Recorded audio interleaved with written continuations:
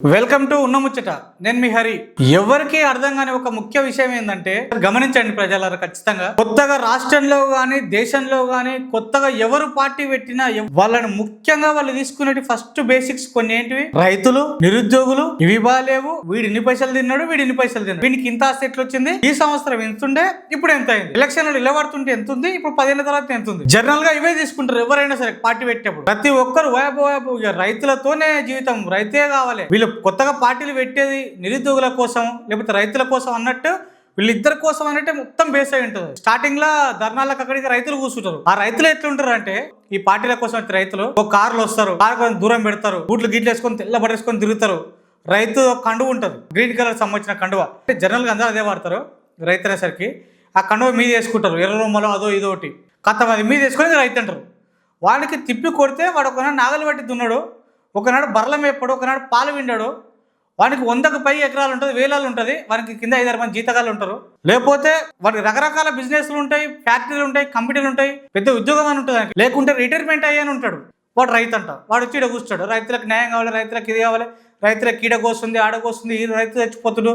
మరి నాకు అర్థం కాదు, ఈ పార్టీ పెట్టిన వాళ్ళు చంపుతారా, టైంకి వస్తారా, నాకు అర్థం కాదు. రైతులు కూడా వాళ్ళ పరిస్థితులు బాగాలేకనో లేకపోతే వీళ్ళు చెప్పే మాటలకు ఎట్నో లేక చనిపోతుంటారు. రైతులే కావచ్చు, ఈ రాష్ట్రంలో ఉన్న నిరుద్యోగులే కావచ్చు, చాలాసార్లు సూసైడ్ చేసుకోవడాలు, తప్పని పరిస్థితుల్లో చనిపోవడాలు చూస్తుంటాం మనము. కానీ ఇక్కడ గెలిచిన తర్వాత ఏ పార్టీ అయితే వీళ్ళిద్దరిని మాత్రం ఎత్తుక తిరిగిందో, వీళ్ళిద్దరిని అనుమాతం కింద ఎత్తేస్తుంది. ఎట్లయితే ఎత్తుకొని చుట్టుముట్టు ఎత్తుకుందో అట్లా అనుమాతకి ఇప్పటి వరకు ఉన్న ప్రతి పార్టీ అదే పనిచేసింది. ఈజీగా ఎంత డెవలప్ చేస్తారో వీళ్ళను అంతే ఈజీగా కింద వేస్తారు. తర్వాత మళ్ళీ రోడ్ ఎక్కాలి వీళ్ళు. ఆ రోజేమో ఈ కార్లలో వచ్చిన గద్దర బట్టలు వేసుకొని వచ్చి రైతులు ఉంటారు పార్టీ పెట్టేటప్పుడు. అన్నిటికీ మీటింగ్లకు డీసీఎంల లాలీలు వచ్చి నార్మల్ రైతులే. కానీ ఇక్కడ ధర్నాలకు, పేపర్ స్టేట్మెంట్ల అక్కడిక్కడ మీడియా దగ్గర కనిపించే రైతులేమో వీళ్ళు గద్దర చుక్కలు వేసుకున్న కార్లలో వచ్చే రైతులు, 100ల వేలల్లో ఉన్న ఎకరాలలో. సరే, ఇక్కడ నేనేం చెప్పదలుచుకున్నా అంటే, ఎవరైతే రైతులను నిరుద్యోగులను పట్టుకొని పైకొచ్చి గెలుస్తారో వాళ్ళు గెలిచిన తర్వాత మళ్ళీ వీళ్ళని నడి రోడ్డు మీద పడేస్తారు. వీళ్ళ గురించి ఎవడు ఆలోచించుతుండడు. అప్పుడేముంటుంది, ఎవరిని కాంటాక్ట్ ఇవ్వాలి, ఎవడు నా పార్టీకి ఫండ్ ఇచ్చిండు, ఎవడు నా ఎమ్మటి తిరిగిండు, ఎవరికి ఏమి ఇవ్వాలి, ఎవరికి ఏ టికెట్ అమ్మాలి, నేను ఇంతే. ఇక ఎవడు ఏం తీస్తుండు, ఏంటంటే గిర్మిషన్లు కావాలంటే అవి తీసుకోవాలి అంతే తప్ప, అరే నేను నిరుద్యోగులకు ఇంత మాట ఇచ్చినా, అరే నేను రైతులకు ఇంత మాట ఇచ్చినా వాళ్ళకి ఏమి ఇస్తలేను, ఎరువుల పేరు చెప్తారు, యూరియా పేరు చెప్తారు, వాటికి సంబంధించిన మందుల పేరు చెప్తారు, నెలకు ఎన్ని ఇస్తాం అన్ని ఇస్తామని మాట్లాడతారు. కనీసం అవి కంటికి కూడా కనిపించవు. తర్వాత ఎందుకు ఉద్దర మాటలు చెప్తారు? అట్లా ప్రజలను, రైతులను, నిరుద్యోగులను మోసం చేసినందుకు 1-2 ఏళ్ల కంటే ఎక్కువ ఉండరు. వాళ్ళ ఉసురు ముట్టి మళ్ళీ రాజ్యం మారుతుంది. అపోజిషన్ లో ఉన్న ప్రతి ఒక్కరు రైతుల పేరు, వీళ్ళ పేరు చెప్పుకుంటారు. చెప్తున్నా కదా, గతంలో ఉన్న పార్టీలు కూడా ఆ టైంలో రైతులను, వాళ్ళని దగ్గరికి తీసుకోవాలి, వాళ్ళకు అపాయింట్మెంట్ ఇవ్వాలన్నా కానీ పెద్ద పెద్ద పర్మిషన్లు కావాలి, లైన్లు కట్టాలి, రోజులు వెయిట్ చేయాలి. ఒక స్కీమ్ లాగా ఉంటుండే. ఒక ఎమ్మెల్యేనో, ఒక ఎంపీనో, ఒక ముఖ్యమంత్రినో, ఒక మంత్రులను కలవాలంటే లాస్ట్ టైం గెలిచి ఇప్పుడు ఓడిపోయిన ప్రతి మంత్రి ప్రజలకు చాలా దగ్గరగా ఉంటాడు ఇప్పుడు. ఎందుకంటే ఇప్పుడు మళ్ళీ రావాలి కదా, మళ్ళీ వాళ్ళు గెలిచిన తర్వాత మళ్ళీ ప్రజలకు సేమ్ అదే డిస్టెన్స్. ఓడిపోయినప్పుడు దగ్గరికి రావడం, గెలిచినప్పుడు వీళ్ళని దూరం పెట్టడం. అప్పుడు మొత్తం ఇట్లా వాళ్ళు వేరేగా ఉంటారు. కాన్వాయిలో తిప్పేటోళ్ళు, గదర బట్టలు వేసుకున్న వాళ్ళు, 4 కార్లు ఉన్న వాళ్ళు ఎమ్మటి ఉండాలన్నమాట లెక్క ప్రకారం. అప్పుడు ఇక రైతుల గీతులు డిస్టెన్స్ దూరం దూరం తరుగు ఇట్లే ఉంటుంది. సరే, ఇదంతా ఇప్పుడు నేను ఎందుకు చెప్పాలనుకుంటున్నా అంటే, మీకు తీన్మార్ మల్లన్న తెలంగాణ రాజ్యాధికార పార్టీ అని పెట్టిండు. తీన్మార్ మల్లన్న కూడా ఉద్యోగులని, రైతులని ఇది తీసుకొస్తా, నేను ఆడగుంజుకొస్తా, నీకేం కావాలి. నేను ఒక మాట విన్నా తీన్మార్ మల్లన్నది, రైతులు వేసిన ఓట్లు ఒకవేళ మీకు క్యాండిడేట్ మాట తప్పి నచ్చకపోయినా, మీకు ఇస్తున్న హామీ తీర్చకపోయినా 1 మంత్లో మీ ఓటు మీరు తీసుకొని మళ్ళీ ఇంకోరికి వేసుకునే అవకాశం ఇస్తా. అది సాధ్యమేనా అసలు? అట్లా మాట్లాడితే ఎమ్మటే ఫస్ట్ అది ఎఫెక్ట్ కూడా తీన్మార్ మల్లన్నకే పడుతుంది. ఒకవేళ గెలిచిండే అనుకో, తీన్మార్ మల్లన్న గెలుస్తాడా గెలవడా అనేది ప్రజలు నిర్ణయిస్తారు, అది మనం ఎట్లా చెప్తాం. కానీ ఒకవేళ గెలిచిండనుకో, తీన్మార్ మల్లన్న మాటలకు ఒక 1 మంత్లో కాదు 10 రోజులకు కూస్తాంటారు ప్రజలే. కూస్తాన్ని మళ్ళీ ఎమ్మటే తీసి బజార్లు వేస్తారు. కానీ అది అవ్వని పని, అది సాధ్యం లేని పని. తీన్మార్ మల్లన్న ఎన్నో చేస్తా అని పార్టీ పెట్టి పెద్ద మాటలు మాట్లాడుతున్నాడు.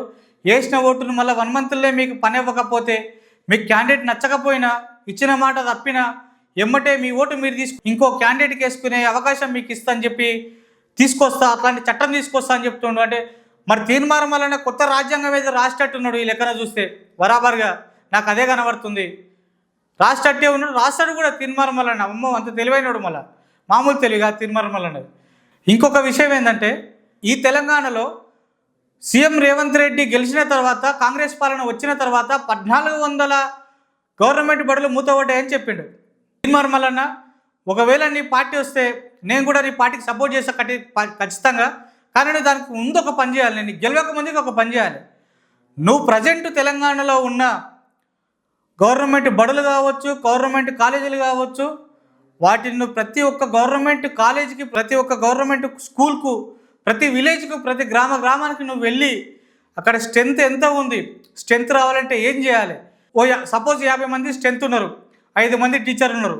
నువ్వు ఏం చేసావో తెలియదే, ఊళ్ళో ఇంకో 50 మంది స్ట్రెంత్ని పెంచు, 5 మంది టీచర్లు పెంచు. అట్లా దగ్గర ఒక 100 స్కూళ్ళు చేయన్నా, 100 కాలేజీలు చేయి, ఒక్కొక్క స్కూల్లో ఒక 5 మంది అల్లన్నా. మరి ఆ 1400 స్కూళ్ళు ఏడమూత పడ్డాయో ఆ 1400 స్కూళ్ళ దగ్గరికి పోదాం, నేను కూడా నేను ఎమ్మటి వస్తా. పోయేది ఎందుకు మూతపడ్డా, మళ్ళీ రీఓపెన్ చేయించే ప్లాన్ చేద్దాం. అక్కడ ఎవరైతే గవర్నమెంట్ టీచర్లను కూడా రిక్రూట్మెంట్ ఇచ్చే ప్లాన్ చేద్దాం. బరాబర్ అక్కడ పిల్లలు స్టూడెంట్స్ వస్తే ఖచ్చితంగా టీచర్లు కూడా కావాలి కాబట్టిగా. మరి అక్కడ స్టూడెంట్లు రావాలంటే ఏం చేయాలన్నా మనం అంటే, నువ్వు గవర్నమెంట్తో కొట్లాడి, నువ్వు పెద్దలతో, నువ్వు రేవంత్ రెడ్డితో కొట్లాడతావా, నువ్వు ఎవరితోనో కొట్లాడాలా, నీ తన శక్తి ఉంది, నీ తన పవర్ ఉంది కాబట్టి నువ్వు కొట్లాడి ఆ స్కూల్లో ఒక నాణ్యతమైన స్కూళ్ళు చేసి, మరి ఆ 1400 స్కూళ్ళు ఏవైతే ఉన్నాయో మనం అందరం కలిసి పోదాం అన్నాడికి 1400 స్కూళ్ళ కాడికి పోదాం. మిగతా గవర్నమెంట్ బడులు ఏదైతే తక్కువ మెంబర్స్తో నడుస్తున్నాయో అక్కడ పోయి అక్కడ పిల్లలను, విద్యార్థులను పెంచే మార్గం చూస్తామన్నా. అక్కడ విద్యార్థులు పెరగాలన్నా, స్ట్రెంత్ పెరగాలన్నా, వాళ్ళు ఏవైతే ప్రైవేటు బడుల్లో పోతున్నారో ఆ ప్రైవేటు బడులు ముఖ్యంగా ముయ్యాలన్నా. ఆ ప్రైవేటు బడులు మూస్తే ఆటోమేటిక్గా వచ్చి గవర్నమెంట్లోనే ఉంటారన్న మన పిల్లలు. ఖచ్చితంగా గవర్నమెంట్లో కావాల్సిన నాణ్యత ఇప్పించాలని కొట్లాడి అవి నీతోనే అవుతుంది. ఆ 1400 స్కూళ్ళు నువ్వు తెరిపించి ఆ 1400 స్కూళ్ళల్లో ఒక్కొక్క స్కూల్లో 10 మంది టీచర్లు వేసుకున్నా దగ్గర 14,000 మంది టీచర్లు అవుతారు. 14,000 మంది టీచర్లకు లైఫ్ ఇచ్చిన నువ్వు అవుతావనా? అప్పుడు నేనే కాదన్నా, రాష్ట్రం మొత్తం నీ వెనకాల ఉంటుంది. నిన్నే మా సీఎం చేస్తాము, నిన్నే గెలిపించుకుంటాము. నీ ఎమ్మటే అందరు ప్రజలు ఉంటారు.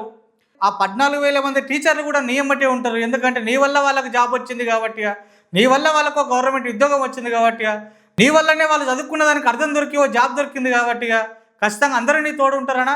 ఖచ్చితంగా ముందుగా నువ్వు ఇవన్నీ పని చేయనా? అందరు చెప్పే మాటలు నువ్వు చెప్పక మళ్ళన్నా ఉద్దర మాటలు బంద్ చేయి. నువ్వు ఇవి చేయి, ఫస్ట్ ఇవి చేసి ఇంకో మాట మాట్లాడు. ఓటు తిరిగి తెస్తా, ఎవరితోనైతే అన్న ఓటు ఎవరు తిరిగి తెస్తారా? ఈడ ఓటు తిరిగి తెస్తా, ఇవి చేస్తా, వీడు పని చేసి వీడు ఎంత సంపాదించుకుంటూ వీడిని గలబట్టి గుంచుతా, వాడిని బయటకు తీస్తా, ఎవరిని ఇచ్చిపెట్టను, ఎలక్షన్ మొత్తం డిస్టర్బ్ చేస్తున్నా, నా ఒక్కంతోనే అవుతుంది అన్నది 100 రోజులు దాటిన నా పార్టీ పెద్ద పార్టీలను వణికిస్తుంది. ఇది కాదన్న మాటలు మనకు కావాల్సింది. నువ్వు ఫస్ట్గా ఫైట్ చేయి, ఈ విషయాలలో ఫైట్ చేయి. ఎన్ని గవర్నమెంట్ బడులు మూతపడుతున్నాయి, ఎన్ని గవర్నమెంట్ హాస్పిటల్లో ఎట్లా ఉంది పరిస్థితి, నువ్వు ఇట్లాంటివి పని చేయి. ఫస్ట్ ఇట్లాంటి విషయాల మీద ఫైట్ చేస్తే ప్రతి ఒక్కరిని ఏమంటే నడుస్తారన్నా. తీర్మానం వలన నీకు మళ్ళీ ఒకసారి చెప్తున్నా, ఈ 1400 స్కూళ్ళు ఏవైతే మూతపడ్డాయో ఆ 1400 నువ్వే జరిపేయాలని నేను మనస్ఫూర్తిగా మా ఛానల్ నుంచి నేను కోరుకుంటున్నానా. ఈ 1400 స్కూళ్ళల్లో 1000 స్కూళ్ళు జరిగినా నేను కూడా నీ ఎమ్మటి వస్తాను, అన్ని పని చేసుకొని నీ పార్టీలనే నీ ఎమ్మటే పనిచేస్తానా? నేను చెప్తున్నా కదా, నీ ఎమ్మటే నీ పార్టీలనే పనిచేస్తా, నీ ఎమ్మటే తిరుగుతా. ప్రజలారా మీరు కూడా చూడరు, తీర్మానం వల్ల మీద ఒక కన్ను ఎయ్యి. ఎందుకంటే ఇంకెంతమందిని నమ్మి మోసపోదాం, అందరినీ నమ్ముతూనే ఉన్నాం, మోసపోతూనే ఉన్నాం. నమ్మాల్సిన పార్టీలను పక్కకు పెడుతున్నాం, జూట మాటలు చెప్పే పార్టీలను పట్టించుకుంటాం. నమ్మాల్సిన పార్టీలను బొంద పెడుతున్నాము. ఈ ఉద్దర మాటలు చెప్పి సంపాదించుకొని వచ్చిన పార్టీలను ఎత్తుకొని ఆ కండువలు మనం కప్పుకొని భుజాల మీద చేసుకొని మోస్తున్నాం. వాడేమో గెలిచి మన మీద పెత్తనం చేస్తూ మనల పాలిచ్చి మన జీవితాలు పాడు చేస్తున్నాడు. గమనించండి ప్రజలారా, ప్రతి ఒక్కరు. అందరికీ నమస్తే.